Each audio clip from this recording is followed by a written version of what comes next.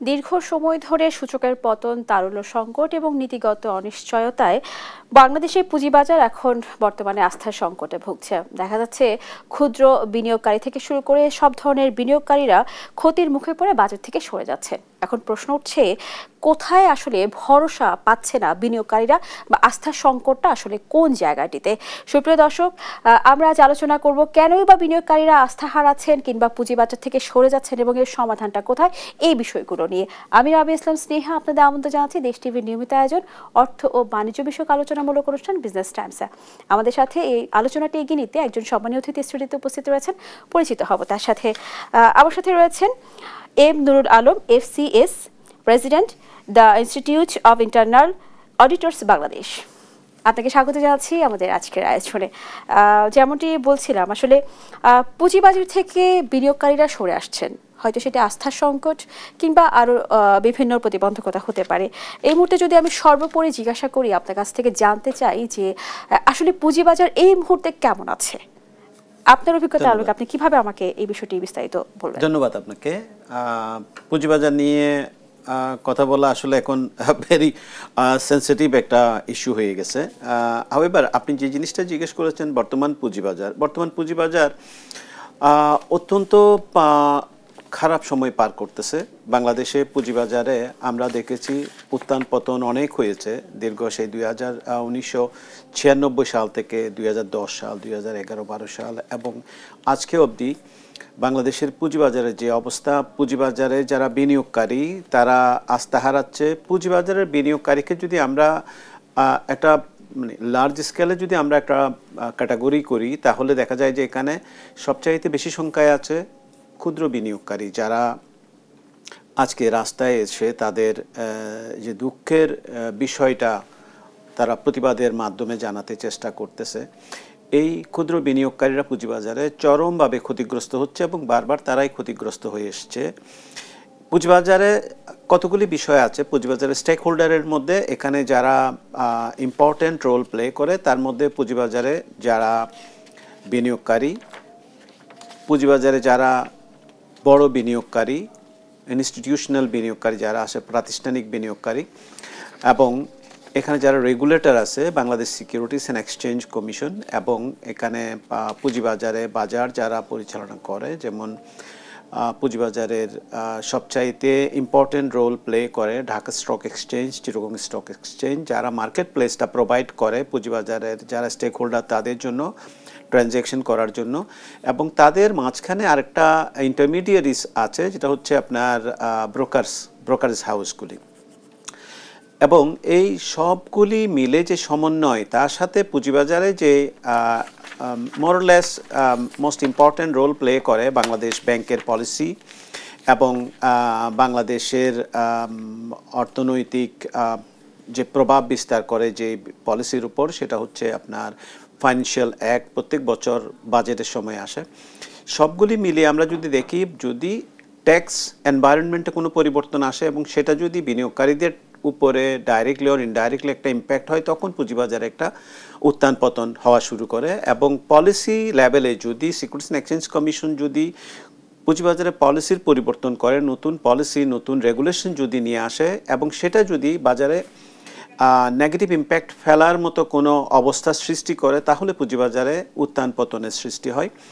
এবং আমাদের দেশে যেটা আনওয়ান্টেড যে সিচুয়েশনটা আমরা দেখি, সেটা হচ্ছে পুঁজিবাজারে কিছু দুষ্ট চক্র আছে, তারা কৃত্রিমভাবে বাজারে কোনো একটা শেয়ারের কৃত্রিম সংকট তৈরি করে, এটা বলবো আমি, তারা এটা কৃত্রিম ডিমান্ড তৈরি করে। শেয়ার বাজারে একটা শেয়ার, এগুলি সাধারণত চলে যে লো পেড আপ ক্যাপিটাল যে শেয়ারগুলি আছে, যেমন লাইফ ইন্স্যুরেন্স কোম্পানিগুলি, তাদের পেড আপ ক্যাপিটাল খুব কম। এই শেয়ারগুলিকে নিয়ন্ত্রণ করা খুব সহজ হয়। যারা দুষ্টচক্র আছে তারা কিছু ইস্যুয়ারের সহযোগিতা চায়। এই ইস্যুয়ার যদি তাদের সাথে কোনোভাবে ট্যাগ হয়ে যায়, তাহলে এই গ্রুপটা কাজ করতে পারে। নুরুল আলম, আপনি যেমনটি বলছিলেন যে দুর্নীতির কথা বলছিলেন এবং বিভিন্ন দিক তুলে ধরেছেন, যেমন আমি যদি বলি মূল্যস্ফীতি হ্রাস, সরকারি সিকিউরিটিজের সুদ হার হ্রাসের আভাস, বৈদেশিক মুদ্রার রিজার্ভ বৃদ্ধি, ডলারের বিপরীতে টাকা মূল্য বৃদ্ধি ইত্যাদি বিষয় কিন্তু পুঁজিবাজারে ইতিবাচক একটা প্রভাব ফেলছে। আপনি দুর্নীতির কথা বলছিলেন, মূল্যস্ফীতি বৃদ্ধি এবং হ্রাসের কথা বলছিলেন, পরিবর্তনগুলোর কথা বলছেন, কেন উত্থান পতন হচ্ছে।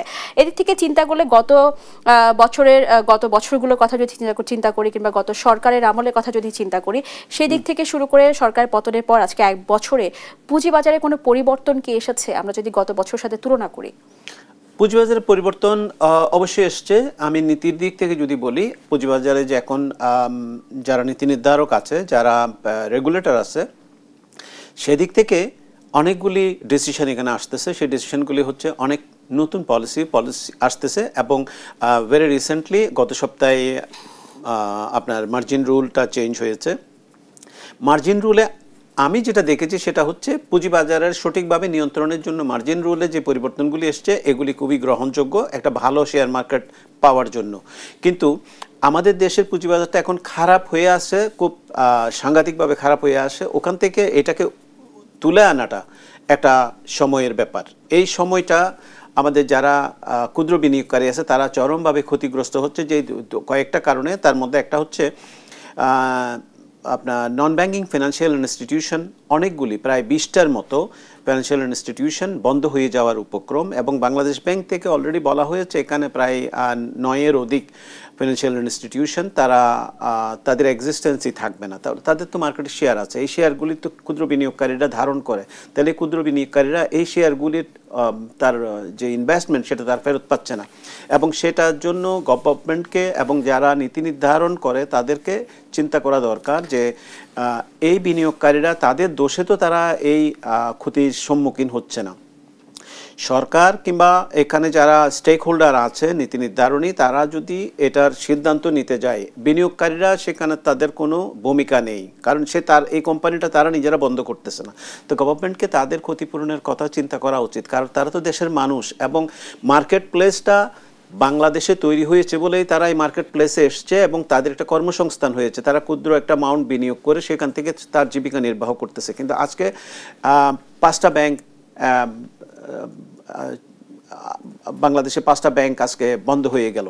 এই 5টা ব্যাংক বন্ধ হয়ে গিয়ে একটা নতুন ব্যাংক তৈরি হলো, সম্মিলিত ইসলামী ব্যাংক। সম্মিলিত ইসলামী ব্যাংক যেটা তৈরি হয়েছে সেখানে যারা এখানে আমানতকারী আছে তাদের জন্য একটা নিরাপত্তার সুবিধা হয়েছে। তারা তাদের টাকাটা ফেরত পাবে, একসাথে 2 লাখ টাকা, পরবর্তীতে তার টাকাটা এখানে হিসাবটা থাকবে, সে কোনো সময় পাবে। কিন্তু ক্ষুদ্র বিনিয়োগকারীরা কী অবস্থা হবে, তাদের জন্য কোনো চিন্তা করা হয় নাই। তাদের কথাটা চিন্তা করা, আমার মনে হয় যে এটা মানবিক কারণে তাদের কথাটা চিন্তা করা দরকার, কারণ সে তার দোষে নুরুল, আপনার কথায় কি বলতে পারি যে নতুন করে যে নীতি নির্ধারণ কিংবা আপনি মার্জিন রুলের কথা বলছিলেন যেটা করা হয়েছে সেটা কি কাগজে কলমে লিপিবদ্ধ নাকি কার্যকারিতা এখনো শুরু হয়নি? এটা তো মাত্র গত সপ্তাহে এটা পাবলিশড হয়েছে। এটার একটা ইম্প্যাক্ট বাজারে আসতেছে। যেমন এখানে আপনার যে লাইফ ইন্স্যুরেন্স কোম্পানির শেয়ার যারা আগে কিনেছে, সে যদি মার্জিন লোন নিয়ে থাকে এখানে 1:1 বা 1:5 যে রেশিও আগে ছিল সেই রেশিওতে যদি সে কিনে থাকে, আজকে ওই বিনিয়োগকারীকে কিন্তু তার এটার প্রাইসটা কমে গেছে অনেক। সে 100 টাকা শেয়ার কিনলে সে শেয়ারের দাম এখন হয়ে গেছে 40 টাকা। সে 40 টাকায় তো শেয়ার বিক্রি করলে তাকে প্রতি শেয়ার 60 টাকা লোকসান দিতে হবে। কিন্তু আনফর্চুনেটলি যদি তার মার্জিন লোন থেকে থাকে, তাহলে এই মার্জিন লোনে লাইফ ইন্স্যুরেন্সের জন্য রেশিও হচ্ছে, মার্জিন লোন রেশিও হচ্ছে 1:0.25। তাহলে তার 100 টাকা বিনিয়োগ থাকলে সে 25 টাকা ঋণ নিতে পারবে, কিন্তু সে তো আগে বেশি ঋণ নিয়ে ইউজ করেছে। তাহলে এখানে তাকে তো যে যারা ব্রোকারেজ হাউস তারা তাকে প্রেশার দিচ্ছে, তোমার শেয়ার সেল করতে হবে, তা ফোর্স সেল করবে। সে লসে ফোর্স সেল করলে তাকে এই লসটা নিতে হবে, তাহলে বিনিয়োগকারী এগেইন ক্ষতিগ্রস্ত হচ্ছে। তো এই জিনিসগুলি, এই বিষয়গুলি এসছে। বাট মার্জিন রুলটা ওভারঅল মার্কেটের জন্য এই মার্জিন রুল যেটা হয়েছে সেটা আমার দিকে, আমার বিবেচনায় এটা একটা ভালো রুল এবং এটা মার্কেটকে ভালো করার জন্য হয়েছে। কিন্তু বর্তমান পরিস্থিতিতে যারা ক্ষুদ্র বিনিয়োগকারী তাদের জন্য ক্ষতি হচ্ছে, এবং এই জিনিসটা আমার মনে হয় যে যারা নীতি নির্ধারককারী তাদের নীতি নির্ধারণকারীদেরকে একটু চিন্তায় রাখা দরকার যে ক্ষুদ্র বিনিয়োগকারীদেরকে কীভাবে প্রোটেক্ট করা যায়, কিভাবে তাদেরকে প্রণোদনা দেওয়া যায়, তার ক্ষতি থেকে তাকে বের করে আনা যায়, সেই জিনিসটা চিন্তা করা একান্তই দরকার আমি মনে করি। বলা হয় ধারাবাহিক সূচক পতনের পেছনে অর্থনৈতিক অনেক কারণ থাকে। এটি কি আপনার মতে কি মনে হয় যে এটি কি অর্থনৈতিক কারণ নাকি নীতি নির্ধারণের দুর্বলতাও এর জন্য দায়ী? বাংলাদেশের অর্থনীতি তো গত 15 বছর অত্যন্ত খারাপের দিকে গিয়েছে, সেটাকে অনেকটা মানে উইন্ডো ড্রেসিং যেটাকে বলে ফুলিয়ে ফাঁপিয়ে দেখানো হয়েছে। আপনি দেখেন এখন বিভিন্ন ব্যাংকে বোর্ড রিকনস্টিটিউট করার পরে দেখা যায় যে সেখানে তার কন্টিনিউয়াসলি তারা ডিভিডেন্ড দিয়ে এসছে, কিন্তু আজকে ডিভিডেন্ড দেওয়া তো দূরের কথা, তার ক্যাপিটাল শর্টফল হয়ে যাচ্ছে 6,000 টাকা, 8,000 কোটি টাকা, 10,000 কোটি টাকা, এরকম এক একটা ব্যাংকে। ইভেন 5টা ব্যাংক বন্ধ করে দেওয়া হচ্ছে, কারণ তার সাস্টেইন করার মতো তার ক্যাপিটাল নাই, তার অ্যাসেট নাই, সুতরাং তাকে বন্ধ করে দিয়ে একটা সম্মিলিত ইসলামী ব্যাংক করা হচ্ছে। সো এগুলিতে বোঝা যায় যে আমাদের দেশে যে ফাইন্যান্সিয়াল স্টেটমেন্ট যেটা পাবলিশড হয়েছে, যেটা বিনিয়োগকারীদেরকে দেখানো হয়েছে, অ্যানুয়াল রিপোর্ট যেটা পাবলিশড হয়েছে, দ্যাট ওয়াজ নট কারেক্ট। এটা ফ্যাব্রিকেট করা হয়েছিল, এখানে উইন্ডো ড্রেসিং হয়েছিল। সো আমাদের এই সেক্টরে এইসব দেখার যাদের দায়িত্ব তাদের সবারই সচেতন হওয়া উচিত যে তাদের ভুলের কারণে বাংলাদেশের অর্থনীতিতে একটা ক্ষতিকর একটা প্রভাব পড়েছে, বিনিয়োগকারীরা ক্ষতিগ্রস্ত হয়েছে, দেশের অর্থনীতি ক্ষতিগ্রস্ত হয়েছে। মাঝখানে যারা এখানে ফায়দা লুটেছে তারা হচ্ছে যারা বাজারের দুষ্টচক্র এবং যারা তাদেরকে আর্থিক সহযোগিতা দিয়েছে ইস্যুয়ার সাইড থেকে, তারা সবাই লাভবান হয়েছে এবং তারা সে টাকা তারা পাচার করেছে। জনাব নুরুল আলম, দেখাচ্ছে বিনিয়োগকারীরা এখন ব্যাংক আমানত বা সঞ্চয়ে ঝুঁকছেন, এটা কেন মনে হচ্ছে আপনার? আমি উত্তরটি জেনে নিব, একটা ছোট বিরতি নিয়ে আসছি, এরপরে আবার আপনার কাছে আলোচনায় ফিরব। সুপ্রিয় দর্শক, এই পর্যায়ে নিয়ে নিচ্ছি ছোট্ট একটি বিরতি, কোথাও যাবেন না, সঙ্গে থাকুন। সুপ্রিয় দর্শক, আবার আমন্ত্রণ জানাচ্ছি দেশ টিভির নিয়মিত আয়োজন বিজনেস টাইমস। আমরা আমাদের আলোচনায় ফিরবো। আমাদের আজকে আলোচনার বিষয় কেন পুঁজিবাজার ছাড়ছেন বিনিয়োগকারীরা। আলোচনাটি এগিয়ে নিতে আমাদের সাথে একজন উপস্থিত রয়েছেন অতিথি, ওনার সাথে পরিচিত হয়েছি আমরা এর আগে একবার। আমরা আবারও যাব আমার অতিথির কাছে। নুরুল আলম, আপনার কাছে আমি প্রশ্ন রেখে গিয়েছিলাম, বিনিয়োগকারীরা ব্যাংক আমানত বা সঞ্চয়ের দিকে ঝুঁকছেন, কেন মনে হয় আপনার এটি? ব্যাংক আমানত এবং সঞ্চয়ের দিকে ঢোকার কারণ হচ্ছে ওখানে এখন রেট অফ ইন্টারেস্ট বেশি। রেট অফ ইন্টারেস্ট বেশি বলতে 10-এর উপরে ওখানে লস নেই, এটা ফিক্সড ইনকাম। সো মানুষ স্বাভাবিকভাবে যেখানে বেশি ইনকাম এবং নিশ্চিত ইনকাম সেদিকে যাবে।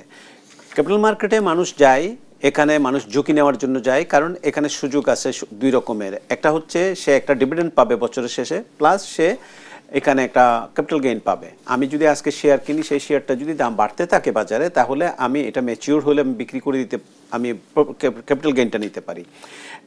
এটা বাজারে আমার জন্য একটা উন্মুক্ত থাকে, আমি এটা যে কোনো সময় বিক্রি করে আমি ক্যাপিটাল গেইনটা নিতে পারতেছি। আর যদি সেখানে যদি আমার অনিশ্চিত হয়ে যায়, বর্তমান ক্যাপিটাল মার্কেটের যে অবস্থা, কন্টিনিউয়াসলি ফল করতেছে, মার্কেট কন্টিনিউয়াসলি ফল করতেছে, এবং বেশিরভাগ company zero dividend, no dividend দিচ্ছে, 1% ডিভিডেন্ড দিচ্ছে, এবং অনেকগুলি কোম্পানি এজিএমই করতে পারতেছে না। স্বাভাবিকভাবেই এই মার্কেটটা মানুষের জন্য এখন লেস অ্যাট্রাকটিভ হয়ে গেছে, লেস অ্যাট্রাকটিভ না বাট জিরো অ্যাট্রাকটিভ হয়ে গেছে। তো কিছু মানুষ আছে যারা তার সঞ্চিত আমানতটা রেখে তার ইনকাম থেকে তার জীবন ধারণ করে। তো এই মানুষগুলি তার সেই রিটায়ারমেন্টের সেই টাকাটা কোথায় রাখবে? একটা জায়গা তো লাগবে তাকে আয় করার জন্য, কারণ সে তো এখানে আর বিজনেস করতে পারতেছে না, বা সবার তো ওই অপরচুনিটি নেই। সুতরাং তারা টাকাটা এখন রাখতেছে ফিক্সড ডিপোজিটে, আবার কেউ রাখতেছে সঞ্চয়পত্রে যদি রাখে, তার এটা নিশ্চিত ইনকাম, 3 মাস অন্তর সে প্রফিট পাচ্ছে, কিংবা ম্যাচুরিটিতে সে প্রফিট পাচ্ছে। আর যদি সে ফিক্সড ডিপোজিটে রাখে, সে কোয়ার্টারলি রাখতে পারে, মান্থলি সেখান থেকে প্রফিট নিতে পারে, কিংবা ইয়ারলিও নিতে পারে। তো সেখান থেকেই তারা আয়টা নিচ্ছে এবং সেভাবেই চলতে চাচ্ছে। নুরুল আলম, অনেক সময় বলা হয় যে কোম্পানিগুলোর আর্থিক প্রতিবেদন ও তথ্য প্রকাশে স্বচ্ছতার অভাব আসলে অনেকটা ক্ষতির কারণ। এর প্রভাব আসলে কতটা ভূমিকা রাখছে? এটা খুব ইম্পর্টেন্ট একটা দিক। আমি একটু আগে একটুখানি হিন্টস দিয়েছিলাম এখানে। সবচাইতে বড় জিনিস হচ্ছে, মানুষ যখন একটা কোম্পানিতে বিনিয়োগ করে, সেই কোম্পানির বোঝার জন্য তার একটা মাত্র উপায়, সেটা হচ্ছে পাবলিশড অ্যাকাউন্টসটা অডিট করে অডিট ফার্ম, স্ট্যাটিউটরি অডিটর, যাদের অডিট করার জন্য আইন দ্বারা স্বীকৃত, তারাই অডিট করে। তারা যখন অডিট করে দেয়, তারা কোম্পানি প্রোভাইডেড একটা অ্যাকাউন্টসকে তারা অডিট করে। কোম্পানি কিন্তু অ্যাকাউন্টস তৈরি করে, সেটা অডিটরকে দেয়। তো অডিটরকে এটা দেওয়ার আইনে কোম্পানিজ অ্যাক্টে বলা হয়েছে, এবং সিকিউরিটিস লগুলি, সিকিউরিটিস রেগুলেশনগুলিতে বলা হয়েছে যে অডিটর যতক্ষণ পর্যন্ত সার্টিফাই না করবে, ততক্ষণ পর্যন্ত এটা গ্রহণযোগ্য না। অডিটর সার্টিফাই করে দেওয়ার পরেও দেখা যায় যে সেই অ্যাকাউন্টসটা সঠিক না, সেই অ্যাকাউন্টসটা যেটা ডিসক্লোজ করেছে, অ্যানুয়াল রিপোর্ট এসছে বা ঢাকা স্টক এক্সচেঞ্জে বা রেগুলেটরকে দিয়েছে, সেই অ্যাকাউন্টসটা ফেব্রিকেটেড। এটা কোম্পানি তার নিজের ইচ্ছা মতো তৈরি করেছে এবং এখানে যে তথ্যগুলি দেওয়া হয়েছে সেটা সঠিক না। তো এইটার সঠিকতাটা এনশিওর করার জন্য আমার মনে হয় যে আমরা যারা কাজ করি গভর্নেন্স অডিটর, আমরা যারা কাজ করি অ্যাকাউন্টস অডিটর, তাদের আরও সতর্ক হওয়া দরকার। কারণ তাদের সার্টিফাই করে দেওয়ার পরেই বিনিয়োগকারীরা এবং স্টেক হোল্ডাররা এই অ্যাকাউন্টসটাকে অ্যাকসেপ্ট করে। সুতরাং এটা অ্যাকসেপ্ট যখন করে তখন যেন এটা অ্যাকসেপ্টেবিলিটি থাকে, এটা পরবর্তীতে যেন প্রমাণিত না হয় যে এটা ফেক অ্যাকাউন্ট, এটা রং অ্যাকাউন্ট, এটার এই অ্যাকাউন্টটা কারেক্ট না, এটা যেন না হয়। এটার কারণে বিনিয়োগকারীরা অনেক ক্ষেত্রে ক্ষতিগ্রস্ত হচ্ছে এবং এটার ব্যাপারে রেগুলেটরও অনেক সতর্ক হওয়া উচিত বলে আমি মনে করি, যেন কোনো ফেক অ্যাকাউন্ট পাবলিশ না হয়। অনেক সময় দেখা যায় বিনিয়োগকারীরা বাজারের লং টার্ম ভিশন ধরে রাখতে পারে না, এটি কেন? এটা বাজারের ভোলাটিলিটি যখন বাজারের বেশি থাকে তখন বিনিয়োগকারীদেরকে দোষারোপ করা যাবে না, কারণ বিনিয়োগকারী, এটা ক্যাপিটাল মার্কেটের অনিশ্চয়তার মার্কেট, এখানে রিস্ক নেবে, গেইন করতে পারবে। কিন্তু যখন দেখা যায় যে মার্কেটটা সঠিক গতিতে চলছে না, এটাকে ম্যানিপুলেট করতেছে, তখন তো বিনিয়োগকারী এখানে কোনোভাবেই আস্থা রাখতে পারবে না, কারণ ম্যানিপুলেশনের উপর দিয়ে মার্কেটটা চলে যাচ্ছে। সেই ম্যানিপুলেশনটা বন্ধ করতে হবে। এখন বাজারে যারা দুষ্টচক্র আছে তারা এখন এই রেগুলেশনগুলি যখন চেঞ্জ হয়ে আসতেছে এবং যখন রেগুলেটররা একটু স্ট্রং অবস্থান নিয়েছে, এগুলি আস্তে আস্তে কমবে বলে আমার বিশ্বাস। এই দুষ্টচক্রগুলি তাদের সিস্টেমের মাধ্যমে তাদেরকে দমন করা হবে এবং তারা দমন হলেই বাজার তার গতিটা ফিরে পাবে ভবিষ্যতে, এটাই আমার বিশ্বাস। যা হবার তা হয়ে গেছে, যেমন ফাইন্যান্সিয়াল ইনস্টিটিউশন বন্ধ হয়ে যাওয়া, ব্যাংক বন্ধ হয়ে যাওয়া, যাদের ক্যাপিটাল মার্কেটে শেয়ার ছিল, বিনিয়োগকারীরা ক্ষতিগ্রস্ত হচ্ছে, বাজারের অবস্থা খারাপ হচ্ছে, এগুলির জন্য এই বিষয়গুলি তো আর সারা জীবন হবে না। এখন যদি রেগুলেশনটা, যে রেগুলেশনগুলি নতুন আসতেছে, এগুলি যদি ইমপ্লিমেন্ট হয়, আস্তে আস্তে বাজার অবস্থা ভালো হবে এবং বিনিয়োগকারীরা ভবিষ্যতে যারা ইনভেস্ট করবে তারা প্রোটেক্টেড হবে, তারা সুরক্ষিত থাকবে। নুরুল আলম, আপনি বলছিলেন যা হয়ে গেছে, যা হবে যেন সেটা ভালো হয়। আমি যদি গেছে এবং হবে সেটার সাথে যদি পার্থক্য করি, তাহলে বর্তমান সময়ে বিএসইসি কতটা কার্যকরভাবে বিনিয়োগকারীদের আস্থা বা স্বার্থ রক্ষার্থে কাজ করছে বলে আপনি মনে করছেন? বিগত সময় যা গেছে সেখান থেকে যদি আমি অভিজ্ঞতা নিয়ে কথা বলি। বিএসইসির যে বর্তমান যে কমিশন, এই কমিশনের ব্যাপারে আমি এখন পর্যন্ত, ওনারা প্রায় 1.5 বছর যাবৎ কাজ করতেছে, এখন পর্যন্ত আমি যেটা দেখতেছি ওনারা অতীতের সেই ভুল ভ্রান্তিগুলিকে শুধরাতেই সময় পার করতেছে বেশি এবং ওনারা বিভিন্ন আইনগুলি, তাদের যে রেগুলেশনগুলি আছে, পলিসিগুলি আছে, ওগুলি সবগুলি ওনারা কিছু একটা reform commission, capital market reform commission করেছে। সেই কমিশনের সুপারিশের ভিত্তিতে অনেকগুলি পলিসি ওনারা আপডেট করতেছে এবং পর্যায়ক্রমে এই পলিসিগুলি আসতেছে। এগুলি ইমপ্লিমেন্ট হলে তাদের যে স্ট্রং স্ট্যান্ড এখানে বাজারকে সুষ্ঠু করার জন্য, সেই জিনিসটা আমি অ্যাপ্রিসিয়েট করি। ওনারা বাজারে কোনো রকমের প্রভাব খাটাচ্ছে না। আগের কমিশন যেভাবে প্রভাব খাটাতো বাজারে, বাজারের সাধারণ যে গতিতে বর্তমান বিএসইসি কিন্তু কোনো প্রভাব খাটাচ্ছে না। আমরা কোনো পত্রপত্রিকায় এগুলি দেখতেছি না। বাট ওনারা পলিসি লেভেলে ওনারা ডেভেলপমেন্টটা করতেছে, পলিসি রিভিউ করতেছে, পলিসিকে জুৎসই করতেছে, এটা যুগ উপযোগী করতেছে এবং বাজারের জন্য ভালো হয় যেমন সেটাই করতেছে এবং অনেক এক্সপার্টদের ওপিনিয়ন ওনারা নিচ্ছে। সুতরাং আমি বিশ্বাস করি অতীতে যেটা হয়েছে সেটা এই কমিশন যেভাবে যাচ্ছে এভাবে যদি চলতে থাকে আর হওয়ার সুযোগ অনেক কম আমার মনে হয়। সুতরাং ভালোর দিকেই যাবে বাজার, এটাই আমার বিশ্বাস। তবে বিনিয়োগকারীর সংখ্যা অনেক কমে গেছে এবং প্রতিনিয়ত কমতেছে। আপনি একটু আগে বলেছেন যে বিনিয়োগকারীরা এখন ফিক্সড ডিপোজিটে চলে যাচ্ছে, ব্যাংকের এবং সরকারি সিকিউরিটিজে ডিপোজিট করতেছে, যেমন সঞ্চয়পত্র ইত্যাদি, গভর্নমেন্ট ট্রেজারি বন্ড, এগুলিতে করতেছে, কারণ এগুলিতে ফিক্সড ইনকাম, ওইটাতে যাচ্ছে। কিন্তু ultimately capital market is very attractive because of its nature. এখানে আপনার নাম্বার 1 হচ্ছে আমাদের দেশ 95%-এর বেশি কিন্তু ইসলাম ধর্মাবলম্বী মানুষ, সবাই কিন্তু চায় যে একটা হালাল রুজি আর্ন করবে। সেক্ষেত্রে কিন্তু ক্যাপিটাল মার্কেটে যদি ডিভিডেন্ড ইনকাম হয়, ইভেন যদি ক্যাপিটাল গেইন হয়, দিস আর অ্যাকচুয়ালি হালাল শরিয়া বেসড ইনকাম। কিন্তু ফিক্সড ডিপোজিটটা, এখান থেকে ইন্টারেস্ট, এটা অনেকেই ডিসকারেজ করে আমাদের দেশে। মুসলিম সম্প্রদায় আমরা এটাকে ডিসকারেজ করি। সো ক্যাপিটাল মার্কেটটা এইভাবে যদি একটু সুষ্ঠু হয় এবং এটা যদি নীতিগতভাবে এটা যদি ভালোর দিকে যায়, এবং এই ফলটা তো সারা জীবন চলবে না, এটা যদি স্টার্ট হয় আপওয়ার্ডিং, তাহলে আমার মনে হয় যে মানুষ আবার ফেরত আসবে ক্যাপিটাল মার্কেটে। কারণ ক্যাপিটাল মার্কেট অলওয়েজ মানুষের কাছে অত্যন্ত আকর্ষণীয় একটা জায়গা। এখানে মানুষ নিজের মতো করে বিনিয়োগ করতে পারে, নিজের মতো করে নিজের প্রফিট তুলে নিতে পারে, কিন্তু বাজারের স্বাভাবিক গতিটা আসতে হবে। নুরুল আলম, যেমনটি আপনি বলছিলেন যে বিনিয়োগকারী অনেকটা কমে গেছে এবং প্রতিনিয়ত কমছে, সেই সাথে দেখা যাচ্ছে আমাদের দেশীয় বিনিয়োগকারী যেমন কমছে, আস্থার সংকট দেখাচ্ছে, সাথে সাথে বিদেশি বিনিয়োগকারীদের যেমন আস্থার সংকট এবং অনাগ্রহ দেখা দিচ্ছে। এর জন্য মানে সবচেয়ে বেশি প্রতিবন্ধকগুলো কোন দিকে বলে আপনি মনে করছেন? Thank you. আপনার বিদেশি বিনিয়োগকারীদের জন্য একটা পলিটিক্যাল স্ট্যাবিলিটি দরকার। বিদেশি বিনিয়োগকারীরা যেটা চায় সেটা হচ্ছে দেশে যে গভর্নমেন্ট আছে, এই গভর্নমেন্টটা হচ্ছে অন্তর্বর্তীকালীন সরকার। অন্তর্বর্তীকালীন সরকার মানে অন্তর্বর্তীকালীন, তো এটা ওনারা তো দীর্ঘমেয়াদে থাকতেছে না। ওনারা একটা ইলেকশন করবে, এই ইলেকশনের পরে যে গভর্নমেন্ট আসবে সেটা হচ্ছে বাংলাদেশের জনগণের নির্বাচিত সরকার। সেটার উপর জনগণ দ্বারা নির্বাচিত সরকারের উপর বিদেশি বিনিয়োগকারীরা আস্থা রাখে, স্বাভাবিকভাবে এটা দেখা যায়। সুতরাং আমার বিশ্বাস বিদেশি বিনিয়োগকারীরা সেই দিকে তাকিয়ে আছে এবং বিদেশি বিনিয়োগ আসবে ইলেকশনের পরে, সেটাই আমার বিশ্বাস। এবং তখন দেখা যাবে বাজারের অবস্থাটা আবার চেঞ্জ হবে। এবং অনেক ব্যাংকিং সেক্টরে অনেক শুদ্ধি অভিযান চলছে, আপনি জানেন।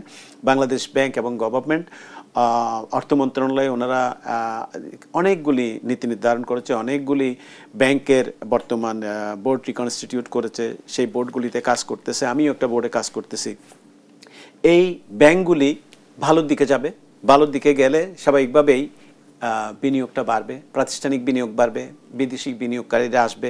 সুতরাং ক্যাপিটাল মার্কেটের ভালো দিন আসবে আমার বিশ্বাস, এবং সেটা বেশি দূরে নয়, হয়তো কয়েক মাস আমাদেরকে আরো এইভাবে আগাতে হবে। আমরা বিগত সময় দেখেছি কিন্তু গত 3 দশকের যে 3 সময়ের যে সরকারের আমলে, সেটা হচ্ছে যে বিদেশি বিনিয়োগ কিন্তু অনেক হ্রাস পেয়েছে।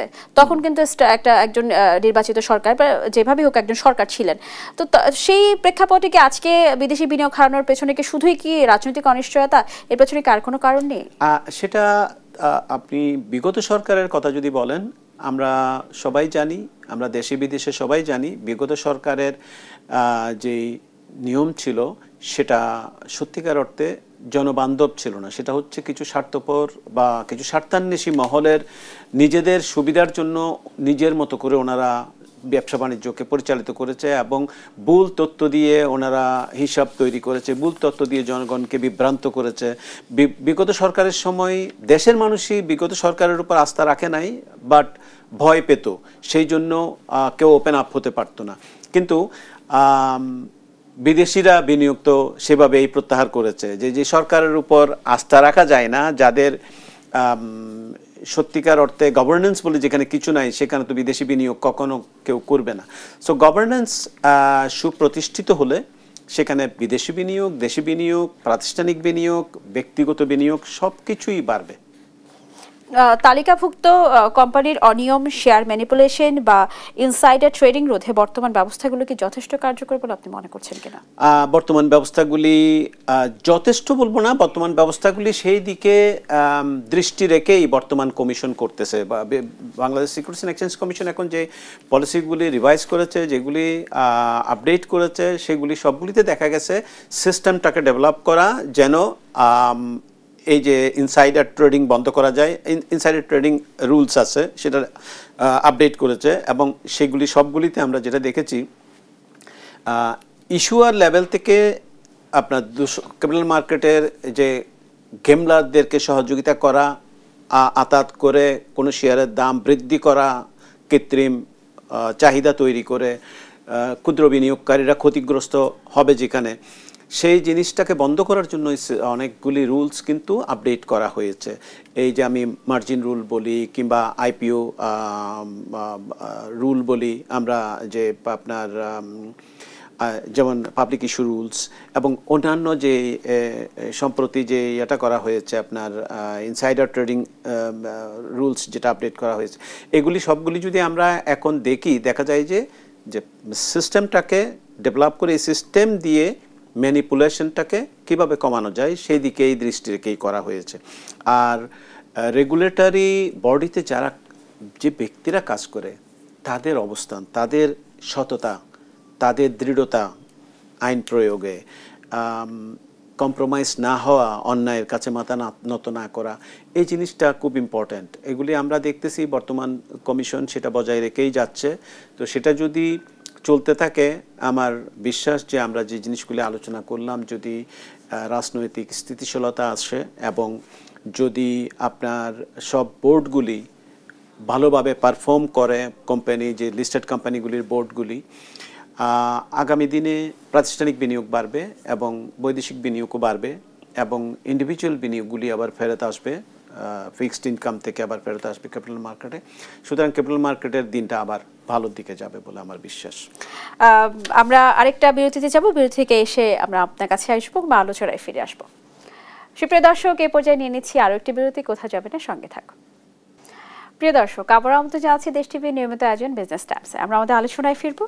আমি এই মুহূর্তে আবারও আলোচনাটি নিয়ে যেতে চাই নুরুল আলম আপনার কাছে।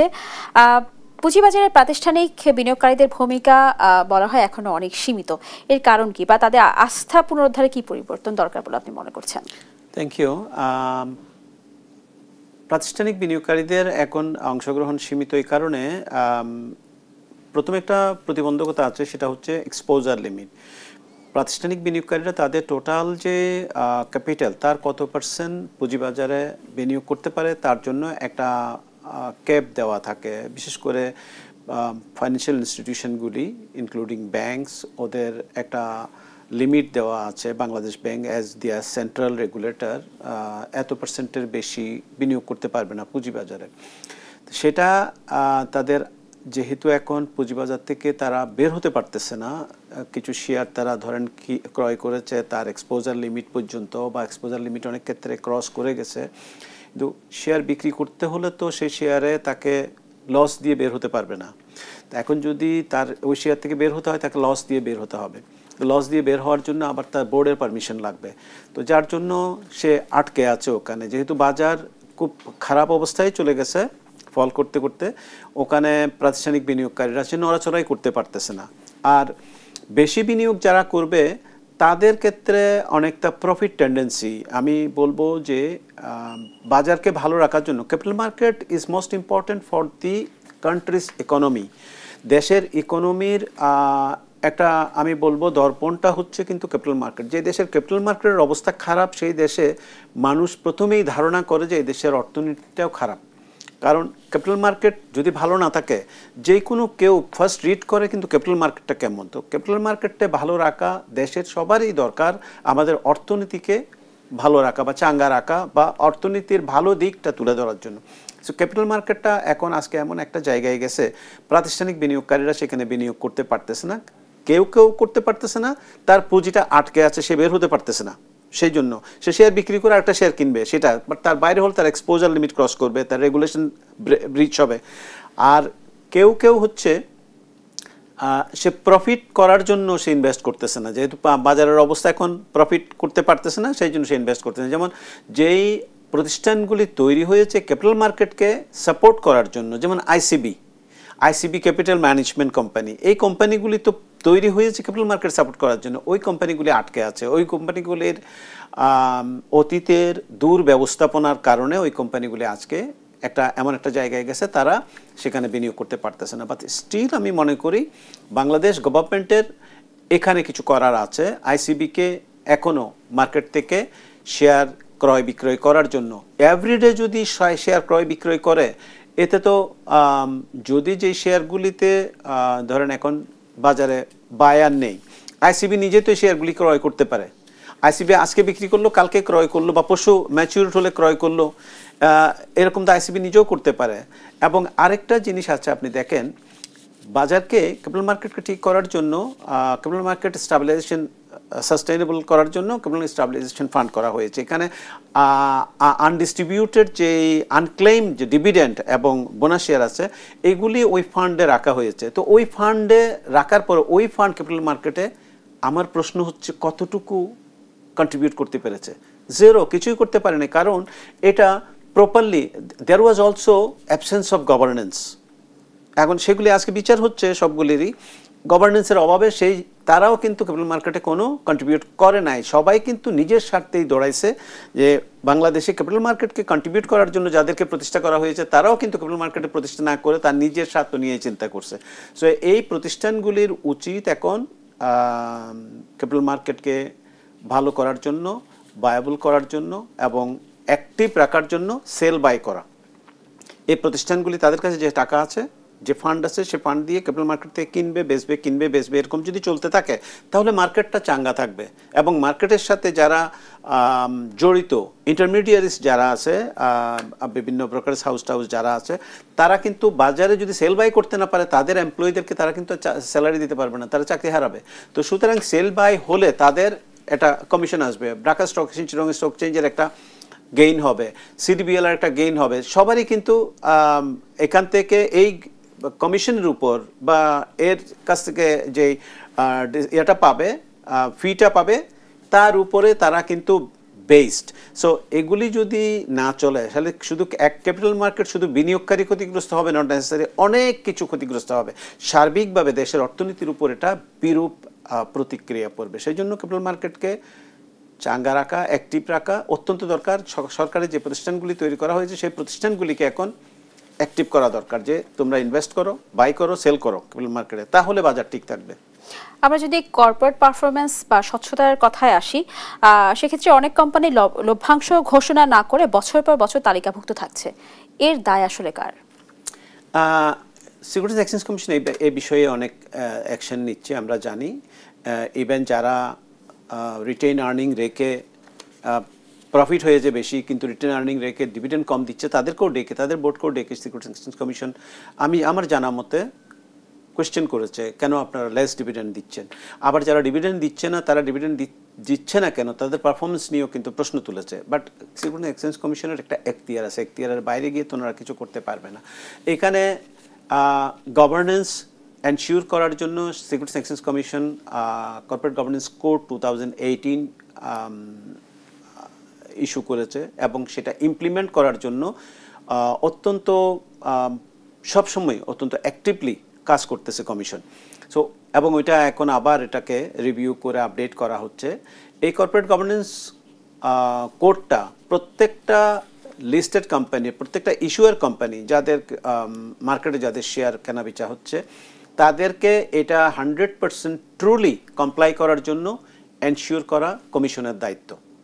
আমি ট্রুলি বলছি এই জন্য, আপনার ধরেন একটা কোম্পানিতে এখানে একটা কন্ডিশনে বলা আছে একজন কোম্পানি সেক্রেটারি থাকবে সেপারেট ইন্ডিভিজুয়াল, একজন সিএফও থাকবে সেপারেট ইন্ডিভিজুয়াল, একজন এমডি থাকবে সেপারেট ইন্ডিভিজুয়াল এবং একজন head of internal audit and compliance থাকবে সেপারেট ইন্ডিভিজুয়াল। এই চারটা পজিশনে যদি চারজন প্রফেশনাল লোক না থাকে তাহলে এখানে কনফ্লিক্ট অফ ইন্টারেস্ট হবে। সিএফও তার অ্যাকাউন্টসটা তৈরি করে বোর্ডে দেওয়ার আগে কিন্তু কোম্পানি সেক্রেটারি হয়ে সেটা যায়, কারণ কোম্পানি সেক্রেটারি এখানে সাইন করতে হয়। কোম্পানি সেক্রেটারি যদি প্রফেশনাল না হয়, সে যদি অ্যাকাউন্টস না বুঝে, তাহলে এটা এই যে কি বলে এটাকে চেক অ্যান্ড ব্যালেন্স যেটা কমিশন এনশিওর করার জন্য কোড ইস্যু করেছে সেটা আর হবে না। তো এইগুলি দেখা যায় যে অনেক কোম্পানি একটা লোককে সিএফও অ্যান্ড কোম্পানি সেক্রেটারি বা হেড অফ অডিট বানায় রাখছে।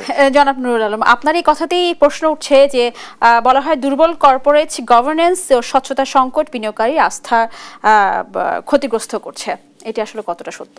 কর্পোরেট গভর্নেন্সটা ট্রুলি পরিপালন হচ্ছে কিনা সেটা এনশিওর করতে হবে, এটা কমিশনকে করতে হবে। তাহলে এই জায়গাটা তাহলে কি আমরা সত্য বলে মেনে নিচ্ছি যে গভর্নেন্স এবং স্বচ্ছতার সংকট কি আসলে বিনিয়োগকারীর আস্থা নষ্ট করছে? এখানে আসলে ধরেন কমিশন একটা জায়গায় আছে, কোম্পানিগুলি বিভিন্ন জায়গায় আছে। একটা কোম্পানি যদি তার একটা পজিশনে সে বলল যে আমার সিএফও আছে, আমার কোম্পানি সেক্রেটারি আছে, তো কমিশন সব জায়গায় কিন্তু এটা জানবে না ফিজিক্যালি আসলে আসে কি নাই। বাট আমি যেটা বলছি এখন সেটা কমিশনের এই বিষয়গুলি এটা সার্ভেইলেন্স থাকা দরকার, ফিজিক্যালি দেখা দরকার। আসলে এটা ঠিক দিলে হবে না, সত্যিকার অর্থে এখানে একজন লোক আছে কিনা, এখানে একজন লোক আছে কিনা, দুইজন আলাদা আলাদা লোক কাজ করে কিনা, এবং head of internal audit and compliance যে আছে সে এখানে তার যে প্রফেশনাল যে ক্যাপাসিটি আছে সে অনুসারে তার সেই মেধাকে কাজে লাগাতে পারে নাকি তার উপর ম্যানেজিং ডাইরেক্টর কিংবা কোম্পানির চেয়ারম্যান যেটা বলে সেটাই তাকে মানতে হয়। এই বিষয়গুলি যদি না, যেমন একজন সিএফওর যদি সে যদি স্ট্রংলি তার প্রফেশনাল ক্যাপাসিটিটাকে ইউটিলাইজ করে, তাহলে তাকে চেয়ারম্যান যদি একটা উইন্ডো ড্রেসিংয়ের কথা বলে, এখানে ডিভিডেন্ড দেওয়ার জন্য আমাকে প্রফিট দেখাও, এখান থেকে এখানে সেল বাড়াও, ওখানে খরচটাকে তুমি ক্যাপিটাল দেখাও বা প্রিপেইড দেখাও, একটা খরচ হলো সেটাকে খরচ দেখালে তো প্রফিট কমবে, সেই জন্য বললো যে না এটা এখন খরচ দেখায় না, তুমি সাসপেন্স অ্যাকাউন্টে রাখো।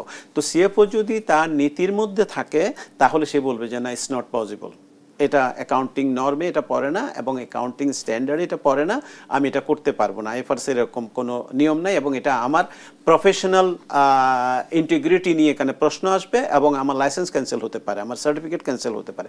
সেটা সে তখনই বলতে পারবে যখন সে he is protected by the government or by the regulator. একজন কোম্পানি সেক্রেটারি তখনই বলতে পারবে আমার প্রফেশনাল সার্টিফিকেট ক্যান্সেল হয়ে যাবে যদি আমি এই গভর্নেন্সটা যদি এনশিওর না করি আমার মতো করে অ্যাজ এ প্রফেশনাল।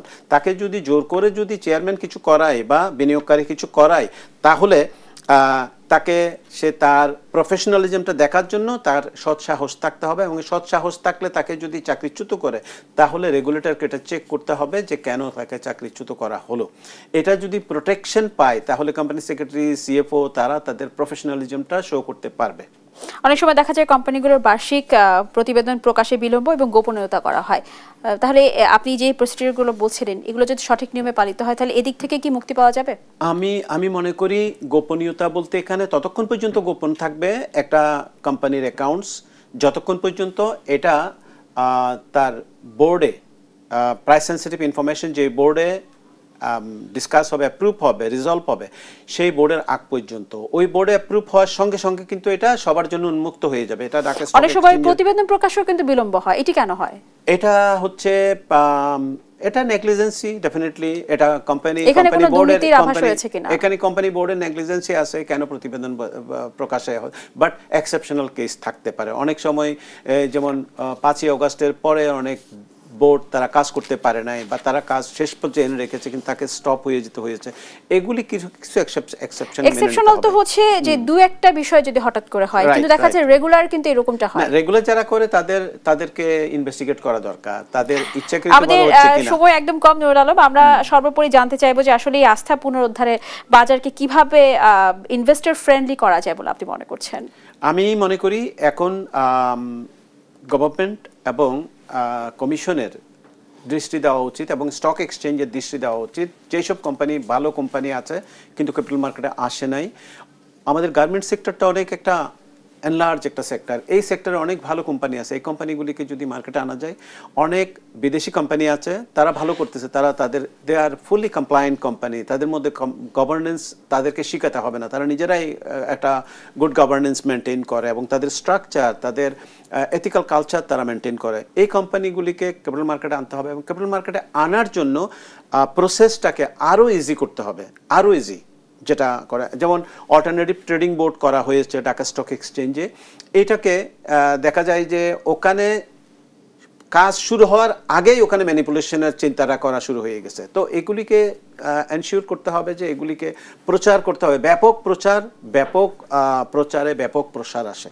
যদি প্রচার না করা হয়, এটা অ্যাভেলেবল আছে, অল্টারনেটিভ ট্রেডিং বোর্ড অ্যাভেলেবল আছে, এটাই ভালোভাবে প্রচারিত হয়নি এবং এখানে কারা কারা এন্টাইটেল, কার শেয়ার এখানে করতে ট্রেড বাই সেল হতে পারে, ট্রেডিং হতে পারে, সেটা অনেকেই জানে না এখন, এবং কে ক্রয় বিক্রয় করতে পারবে সেটাও জানে না অনেকে। এই জিনিসগুলির ব্যাপক প্রচার দরকার আমার মনে হয় আর কি, এবং ভালো ভালো কোম্পানিগুলিকে ক্যাপিটাল মার্কেটে আনা দরকার। ক্যাপিটাল মার্কেটের ডেপথটা বাড়ানোর জন্য যত সম্ভব তত কোম্পানি, আমাদের দেশে মাত্র 300 কয়টা কোম্পানি লিস্টেড কোম্পানি আছে, এখানে ফিক্সড ইনকামের যেই ইস্যুসগুলি আছে এগুলি হাজার আনলেও কিন্তু মানুষ অ্যাট্রাকটিভ হবে না এখানে, কারণ ফিক্সড ইনকামের প্রতি মানুষের আগ্রহ নেই। মানুষ ইকুইটি শেয়ার আনতে হবে, ইকুইটি শেয়ার আনতে হলে অনেকগুলি কোম্পানিকে বাজারে আনতে হবে, মার্কেট ডেপথ বাড়বে, মার্কেটের বাজারের তারতম্য সইবার ক্যাপাসিটি বাড়বে এবং মানুষের আস্থাও বাড়বে, বিনিয়োগকারী সঙ্গে সঙ্গে বিনিয়োগকারীর সংখ্যাও বাড়তে থাকবে। আপনাকে অসংখ্য ধন্যবাদ এম নুরুল আলম, আমাদের আজকের আয়োজনে আসার জন্য আপনাকে কৃতজ্ঞ এবং ধন্যবাদ জানাই। আমরা আজকের আয়োজন শেষ করছি। আপনাকে অনেক ধন্যবাদ, দর্শকদেরকে অনেক ধন্যবাদ। প্রিয় দর্শক, আমাদের আজকের আয়োজনে এই পর্যন্তই, দেখা হবে পরবর্তী পর্বে, থাকবো নতুন কোনো বিষয় এবং আলোচনা নিয়ে। সেই পর্যন্ত ভালো থাকুন, সুস্থ থাকুন, ধন্যবাদ সবাইকে।